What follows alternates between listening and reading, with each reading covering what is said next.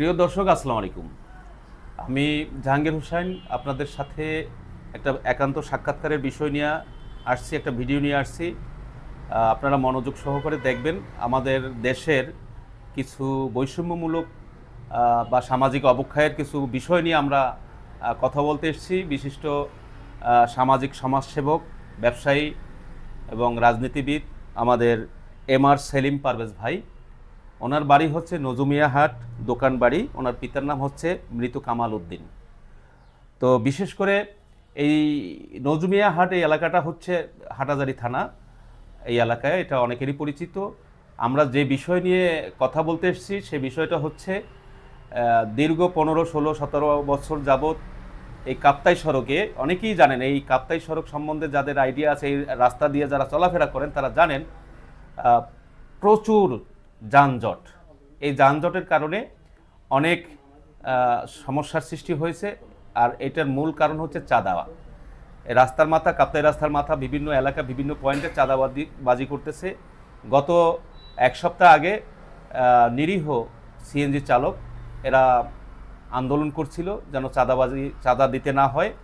সেই জন্য ওখানে আন্দোলনের সময় এই ভাই আপনারা দেখতে পাচ্ছেন, আমাদের সেলিম পারভেজ ভাই, উনি কিছু বক্তব্য রেখেছিলেন চাঁদাবাজের বিরুদ্ধে।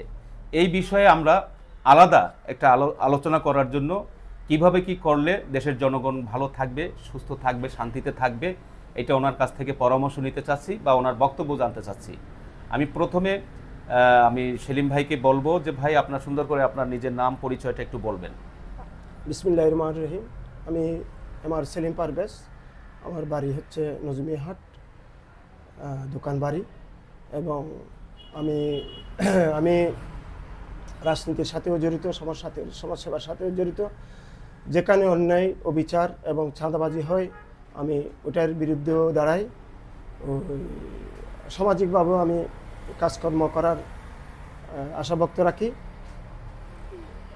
আমি কাপ্তাই রাস্তার মাথায় ওই দিন যখন চাঁদাবাজি চলছিল, চাঁদাবাজি করার আবার চেষ্টা করছিল, আমি ওদের পক্ষ হয়ে, সিএনজি ড্রাইভারদের পক্ষ হয়ে দাঁড়াইছি। এবং আমি চাঁদাবাজি বিগত 16 বছর যাবৎ যে চাঁদাবাজি চলে আসছে, এটা 5ই আগস্টের পরে বন্ধ হয়ে গেছিল। কারণ জন্য কীভাবে আবার এটা শুরু হওয়ার জন্য প্রক্রিয়াটা চালু হয়েছে আমি জানি না, আমার ভালো লাগে না সেটা।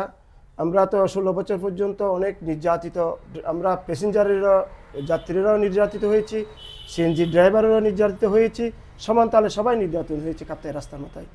তাই আমি বিবেকের টানে সাধারণ একজন নাগরিক হয়ে আমি ওদের পাশে দাঁড়াতে চেষ্টা করেছি। আপনারা ওই একটা কথা খেয়াল রাখবেন, জানা দরকার, কাপ্তাই রাস্তার মাথা থেকে আমাদের বাড়ি হচ্ছে 3 কিলোমিটার দূরে নজুমিয়া হাট। এই নজুমিয়া হাট এরিয়ায় আমাদের স্বনামধন্য, বিশ্বের যিনি স্বনামধন্য ব্যক্তিত্ব, আমাদের প্রধান উপদেষ্টা প্রফেসর ডক্টর মোহাম্মদ ইউনূসের বাড়ি, এবং সাথে একসাথে আমাদের মহিলা স্বাস্থ্য উপদেষ্টা নূরজাহান বেগমেরও বাড়ি।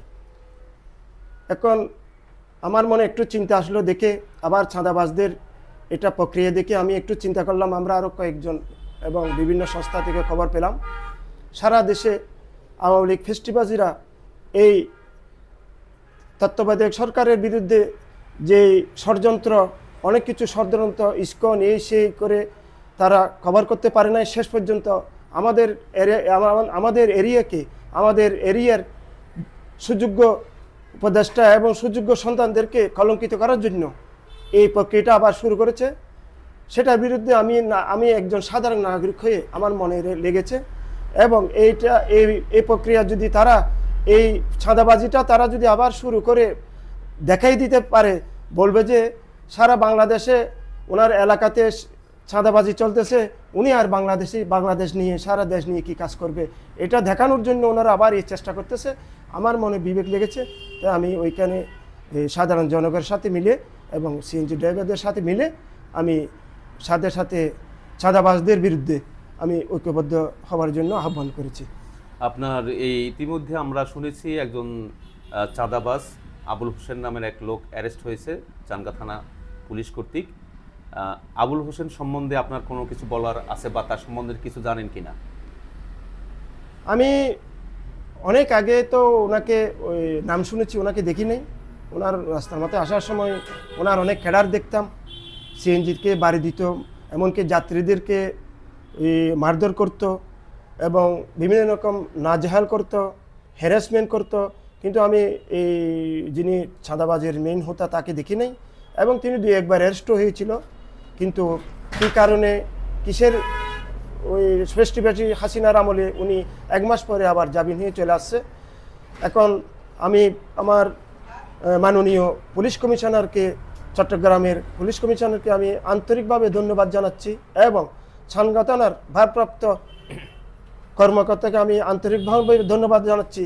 আপনারা যে এই চাঁদাবাজের বিরুদ্ধে সুন্দরভাবে পদক্ষেপ নিয়েছেন জনগণের সাথে, আমি ব্যক্তিগত আমি কৃতজ্ঞ জানাই, এবং সবার সবার সবার সবার সমর্থনযোগ্য আপনি এই কাজটা করেছেন, ভালো করেছেন। আপনারা আমাদের সাথে চাঁদাবাজদের বিরুদ্ধে সাধারণ জনগণের সাথে মিলে আপনারা আমাদের সাথে থাকবেন। প্রশাসন যদি আমাদের সাথে থাকে, চাঁদাবাজদের বিরুদ্ধে, চাঁদা এবং বিভিন্ন নৈরাজ্য ওনারা করতে আর পারবে না, সাহস করবে না। আপনি এই যে আবুল হোসেন কি একা, না এর সাথে আরো কেউ আছে জড়িত? গডফাদার আরো এর পিছন থেকে ইন্ধন দিচ্ছে বা টাকা পয়সা সংগ্রহ করছে, এই বিষয়ে আপনার কোনো কিছু জানা আছে? না, আবুল হোসেন একা হবে না। আবুল হোসেনের পিছনে অনেক রতি মহারতি আছে, আগেও ছিল, এখন আবার চেষ্টা করতেছে তারা আবার এই প্রক্রিয়াটা চালু রাখার জন্য। এটা আবুল হোসেনের যারা ইন্ধন আছে, যারা প্রক্রিয়ায় আছে, বা যারা আবুল হোসেন বাদে যারা আবার চাঁদা নেওয়ার জন্য চেষ্টা করবে, আমি পুলিশ প্রশাসনকে, আইন শৃঙ্খলা প্রশাসনকে আমি অনুরোধ করব তাদের বিরুদ্ধে ব্যবস্থা গ্রহণ করার জন্য এবং তাদের বিরুদ্ধে সজাগ থাকার জন্য। আমরা আপনাদের সাথে আছি। আমরা সাধারণ নাগরিক এবং শ্রমিক এবং সমন্বয়ক এবং আমাদের সুয়েটের ছাত্র এবং আমাদের বিভিন্ন পর্যায়ে স্থানীয় রাজনীতিবিদ এবং সাধারণ জনগণকে নিয়ে আমরা ঐক্যবদ্ধভাবে আমরা আন্দোলন করে যাব। আপনারা আমাদের সাথে থাকবেন, প্রশাসন আমাদের সাথে থাকলে এটা চাঁদাবাজি বন্ধ হয়ে যাবে। প্রশাসনের প্রতি আপনার কি আবেদন? উনি থাকবে কি থাকবে না, না ওনাদেরকে ইন্ধন দিবে, এরকম সহযোগিতা করবে কিনা, চাঁদাবাজদেরকে সহযোগিতা করবে কিনা? না আমার প্রশাসনের 5 তারিখের আগের প্রশাসনের কথা আমি বলবো না। বর্তমানে প্রশাসন আমার এখনো পর্যন্ত কিছু বিচ্ছিন্ন ঘটনা ঘটলেও এখন ভালো ভালো কাজ করতেছে বর্তমান প্রশাসন। পুলিশ প্রশাসনকে ধন্যবাদ। প্রশাসন আমাদের সাথে থাকবে, চাঁদাবাজদের বিরুদ্ধে থাকবে, এটাই আমাদের কাম্য। আশাবাদী। আচ্ছা, আর একটা প্রসঙ্গে, বিশেষ করে এই সংক্রান্ত বিষয়ে, আমরা যে রাস্তায় চাঁদাবাজি চলছে, কাপ্তাই সড়ক, এই রাস্তাটা তো দীর্ঘদিনের পুরাতন, ব্রিটিশরা করে গেছে আমরা যতটুকু জেনেছি। এইটা হচ্ছে আপনার 52 কিলোমিটার, মাইল হচ্ছে 32 মাইল মনে হয়। তো এইখানে এই রাস্তায় আমার জানা মতে এই রাস্তাটা দিয়ে প্রায় 1 কোটি মানুষ আসা যাওয়া করে। এই সংকীর্ণ, এখন বর্তমানে জনবসতি বাংলাদেশের এই পরিস্থিতিতে, এই সময়ে এই রাস্তাটা সংকীর্ণ হয়ে গেছে। এটা প্রশস্ত করার জন্য দেখতেছি কোনো ঠিকাদারি প্রতিষ্ঠান কাজ চলতেছে এই পাশে। কতটুকু ওয়ার্ক অর্ডার পেয়েছে তারা, কতটুকু কাজ রাস্তা বাড়াবে, আপনার কি জানা আছে? আমার এটার বিষয়ে সামান্য জানা আছে। তার আগে আমি বলি, কাপ্তাই রাস্তার মাথাটা ছিল অবহেলিত। এখানে আমাদের 2-3জন মন্ত্রী ছিল, বর্তমানে ছিল, অতীতেও ছিল। সামনে আমাদের খাড়াজারির মন্ত্রীও ছিল, রাঙ্গুনিয়ার মন্ত্রীও ছিল এবং রাউজানের মন্ত্রীও ছিল। ওনারা কেউ খেয়াল করেনি কাপ্তাই রাস্তার মাথার ব্যাপারে। আমরা আজকে 20 বছর যাবৎ এই রাস্তা নিয়ে কষ্ট পাচ্ছি। যানজট এবং অ্যাক্সিডেন্ট, রাস্তার চেয়ে গাড়ি বেশি।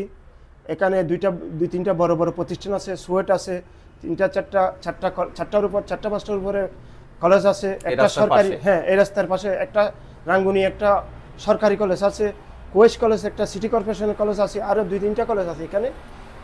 কিন্তু এই কাপ্তাই রাস্তার মাথা 20 বছর আগে অনেক জরুরি ছিল রাস্তার ছাড়লান করার, কিন্তু কি কারণে হয়নি আমার জানা নাই। এখন কাপ্তাই রাস্তার মাথা থেকে আপনার ছুয়েট পর্যন্ত শুনলাম 5 ফুট 2 দিকে রাস্তা বর্ধিত করা হবে।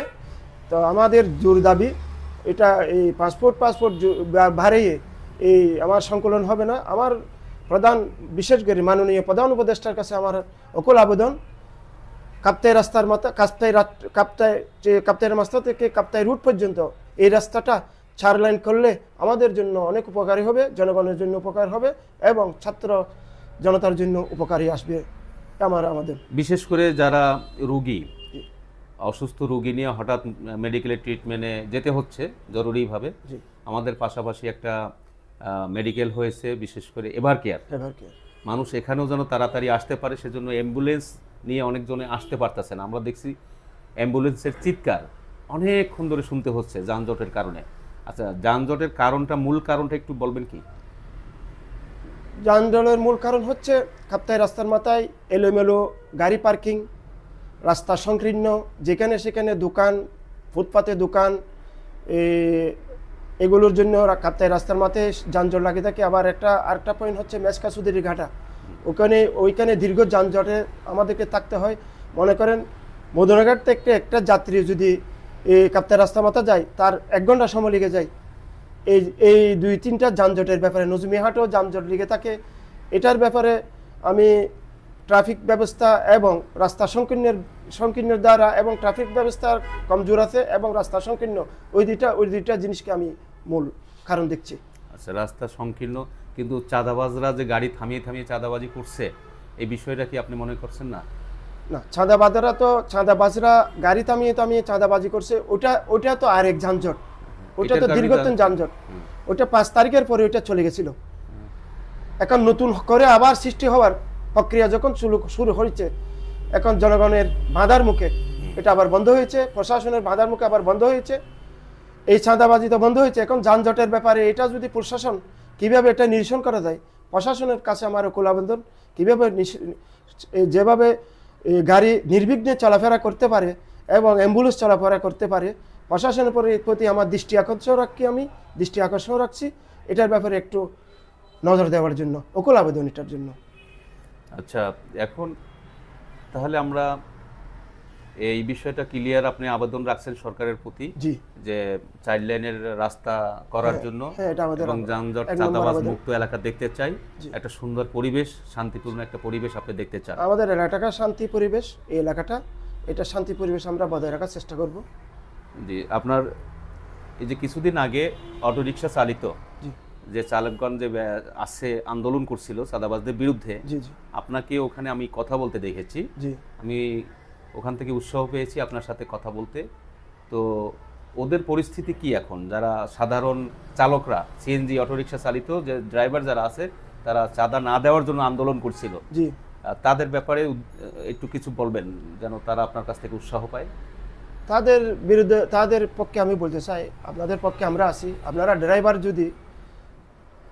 ড্রাইভারের যদি আপনার কাপ্তাই রাস্তা মাথা থেকে কাপ্তাই পর্যন্ত সিএনজি চালক ভাইরা যদি এক থাকেন, কেউ যদি কম্প্রোমাইজে না আসেন চাঁদার ব্যাপারে, তাহলে আপনাদের পক্ষে আমরা আছি।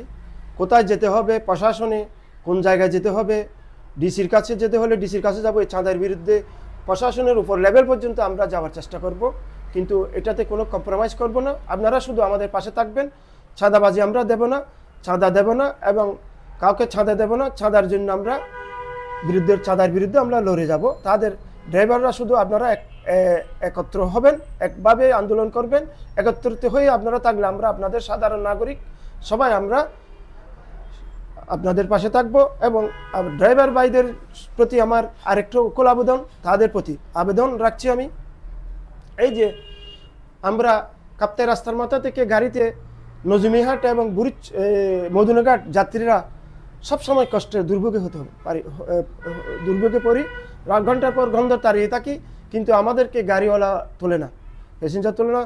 স্টুডেন্ট, ছাত্র এবং বৃদ্ধ রোগী এবং মহিলারও দাঁড়িয়ে থাকে এই পয়েন্টে আসার জন্য, নজমিয়ান মদনাঘাট আসার জন্য, কিন্তু তারা নিতে চায় না।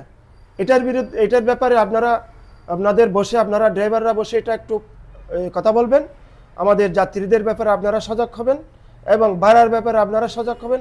দেখা যায় আপনারা অনেক সময় মাগরিবের পরে বা দুপুরের টাইমে বিশুদ্ধবারে কাপ্তাই রাস্তার মাথা থেকে নোয়াপাড়া ভাড়া হচ্ছে 25 টাকা, তখন রাত্রে মাগরিবের পর থেকে হয়ে যায় 50 টাকা, সিন্ডিকেট হয়ে যায়। এটার ব্যাপারেও আপনারা খেয়াল রাখবেন। আমরা যেভাবে চাঁদাবাজদের বিরুদ্ধে আমরা আন্দোলন গড়ে তুলতেছি, এইভাবে আপনারা আপনারা যদি এভাবে করেন আমাদের বিরুদ্ধে, সাধারণ জনগণের বিরুদ্ধে, আপনাদের বিরুদ্ধে আমরাও আন্দোলন গড়ে তুলব। এটার ব্যাপারে কোনো কম্প্রোমাইজ নেই। আপনারা ভাড়ার ব্যাপারে এবং পয়েন্টে ওঠার ব্যাপারে আপনারা খেয়াল করবেন। আপনাদের প্রতি আমাদের অনুরোধ, আপনারা এটার ব্যাপারে সজাগ হবেন, বিশেষ করে নজমিয়াহাট এবং মদনঘাট যাত্রীর ব্যাপারে। আচ্ছা, ধন্যবাদ আপনাকে। আমি সবশেষে আপনার রাজনৈতিক কেরিয়ার, আমি আপনার সাথে কথা বলে বুঝতে পারছি আপনি কোনো না কোনো রাজনৈতিক দলের সাথে আছেন। কখন থেকে কিভাবে এবং এই পর্যন্ত আপনি কোন পদে আছেন একটু বলে শেষ করবেন। আমার ছাত্র রাজনীতি হচ্ছে আমার স্টুডেন্ট লাইফে। আমি 1986 সালে আমি ছাত্র দলের সাথে আমি সংযুক্ত ছিলাম, জাতীয়বাদী ছাত্র দলের সাথে। আমার স্টার্টিংয়ে ওইখানে, আমি পরবর্তীতে আমি পলিটেকনিক্যালে ভর্তি হই। ওইখানে আমার রাজনীতির আরও দুয়ার খুলে যায়। আমি তুকুর রাজনীতিতে যুক্ত হই। 87, 88, 89 গণ আন্দোলনে আপোষ অবরোধে, ঢাকা অবরোধে আমি ওইখানে সংযোগ হই। চট্টগ্রাম থেকে ঢাকা আমার সহকর্মী ছিল জাহান আলম জিকু ছিল, শরীফুদ্দিন খান ছিল, সুফিয়ান ভাইদের সাথে আমরা ঐক্যবদ্ধ হয়ে আন্দোলন করেছি। তখন আপোষহীন 90-এর আন্দোলনে, আমরা স্বৈরাচারের আন্দোলনে আমি পার্টিসিপেট করেছি। পরবর্তীতে আমি কালের পরিবর্তনে আমি বাইরে চলে যাই, দেশের বাইরে চলে যাই। আমি শেষে আমি দেশ থেকে আসার পরে আমি জাতীয়বাদী বিএনপিতে আমি আবার কাজ শুরু করি। আমি 15 নম্বর পরিচয়ে আমি 16 থেকে আমি জয়েন্ট সেক্রেটারি হিসেবে আমি ছিলাম।